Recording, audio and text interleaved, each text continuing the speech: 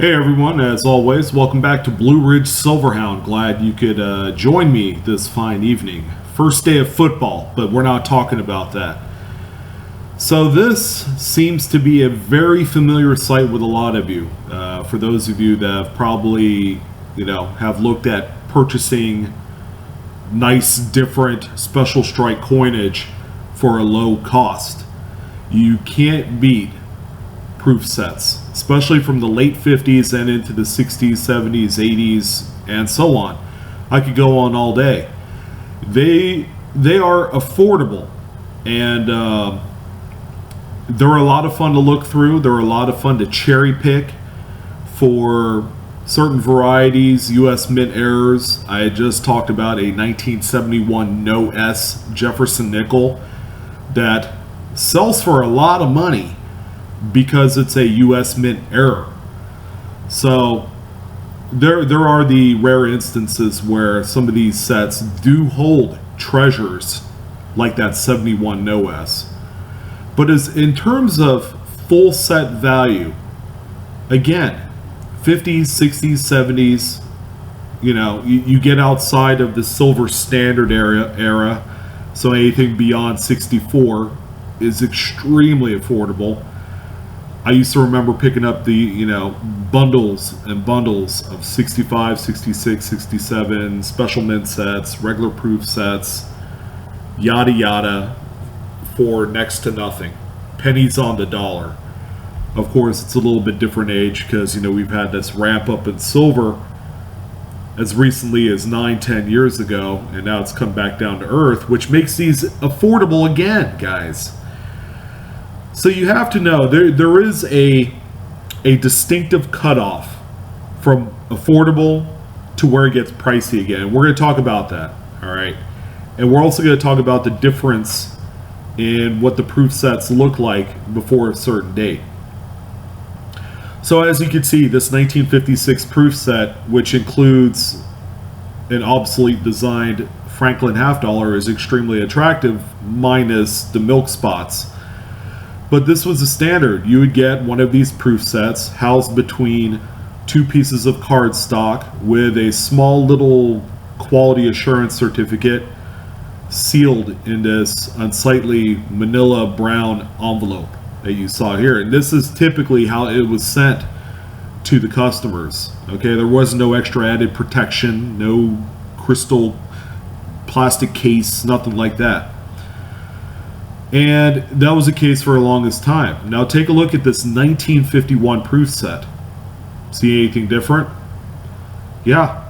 All of the individual coins were housed in a separate little wrapper, and then they were stapled together in a bunch. Okay, not very good for quality assurance, but the coins were also included in this small little, it's a small, if I had to guess, 2.5 by 2.5 inch box. It was pretty small with the date stamped right on there. And this is how it was produced.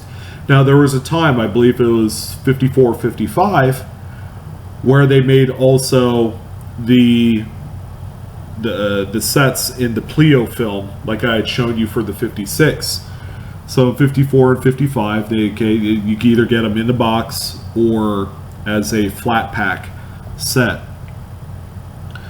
So in 56, a typical proof set usually runs somewhere in the $22 to $25 range, considering today's silver prices, because it's mostly melt value at this point. 55 is where it gets kind of expensive. Okay, a 55 set in the box usually runs anywhere from $80 to $100. Okay, if you're able to find a flat pack, you're going to be talking just a little bit more money because they're a little bit tougher to find. So if you do have a 55, that's what you're looking for.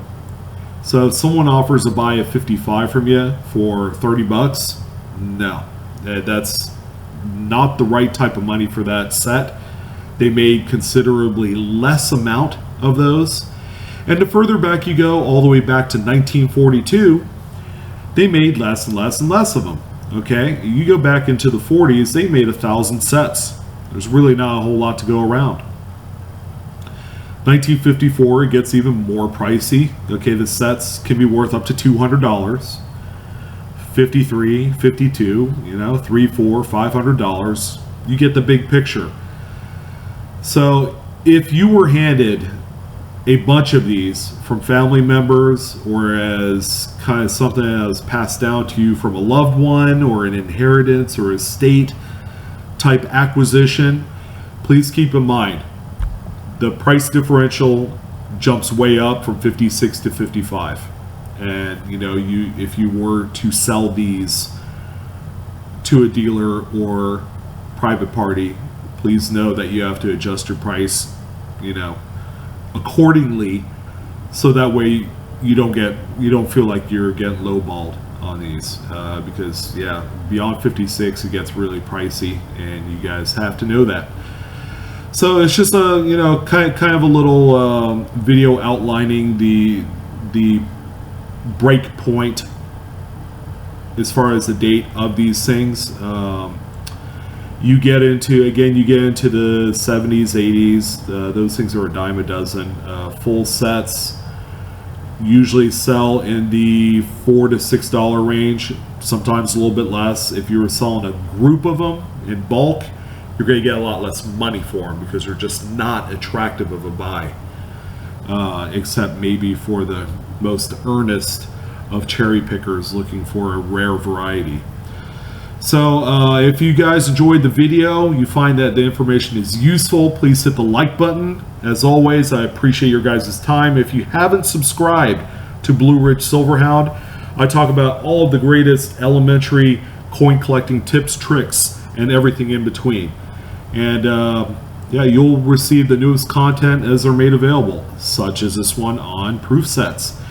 So I want to thank everyone for joining. You guys have a fantastic evening, and I'll see you on the next one.